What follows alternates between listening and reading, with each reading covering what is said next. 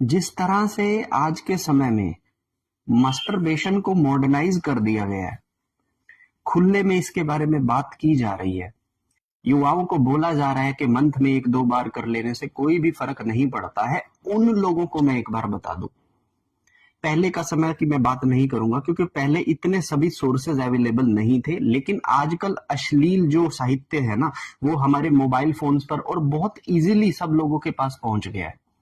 आजकल सब बच्चों के हाथ में मोबाइल है और मोबाइल पर किसी ऐसी गलत चीज को एक्सेस करना इजी हो चुका है सबके लिए, ठीक है ना। तो इस वजह से जो हमारी एक लत बन गई है युवा की मास्टरबेट करने की, आपको पता है, आपको लग रहा है कि आप रिलीफ फील करते हो, ये एक चरम सुख हम लोग उस समय पे लेते हैं, लेकिन आपको पता है हमारे शास्त्रों में मास्टरबेट करने के लिए मना किया गया है। क्या आपको पता है कि इसके पीछे कारण क्या है?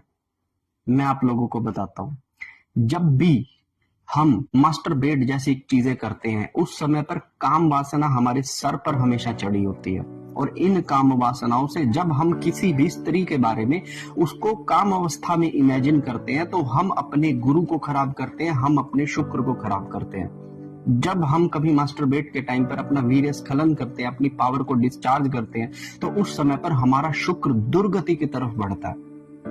और एग्जाम्पल, जब इसके जो रिजल्ट्स इन चीजों के जब हमारे पास आते हैं, तो हमारा कभी भी किसी स्त्री से मोह सही हो ही नहीं सकता। कोई स्त्री हमारे लिए कभी वफादार हो ही नहीं सकती, क्योंकि हमने अपने शुक्र को गंदा कर लिया। हम कभी भी लग्जरी नेस्ट को होने के बावजूद भी उसका एंजॉय नहीं कर सकते, क्योंकि हमने अपने शुक्र को गंदा कर लिया।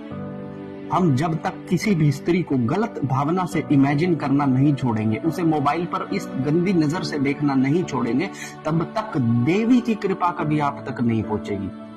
आपकी कुल की देवी भी तो एक स्त्री है, आपकी माता भी तो एक स्त्री है। आप उस चीज को जब काम वासना से देखना शुरू करते हो, तो कितनी सारी रिदम्स आप अपनी तोड़ देते हो, बिगाड़ देते हो। उसके बारे में कहूंगा तो लाइन लग जाएगी। जो पहले जीवन दिया गया था, ब्रह्मचारी का जीवन, वो इसीलिए दिया गया था कि ब्रह्मचार्य में रहकर आप केवल संतान उत्पत्ति के लिए इन चीजों को करो। लेकिन आप चरम सुख पाने के लिए ये चीजें करना अगर शुरू कर देते हो, तो आप अपनी कुंडली के सही ग्रहों की भी हत्या खुद ही कर रहे हो। और उसके जब भयंकर परिणाम मिलेंगे ना, तो प्रेम नहीं मिलेगा विवाह के बाद भी, बच्चों का साथ नहीं मिलेगा कभी विवाह के बाद भी, सच्चा प्रेम कहीं नहीं मिलेगा विवाह के बाद, धोखा मिलेगा, कलेश मिलेगा, लड़ाई मिलेगी, चाहे जितना मर्जी सही पार्टनर लेकर आ जाना। समझो, जो शास्त्रों में कहा गया है उसे समझो। हर हर महादेव।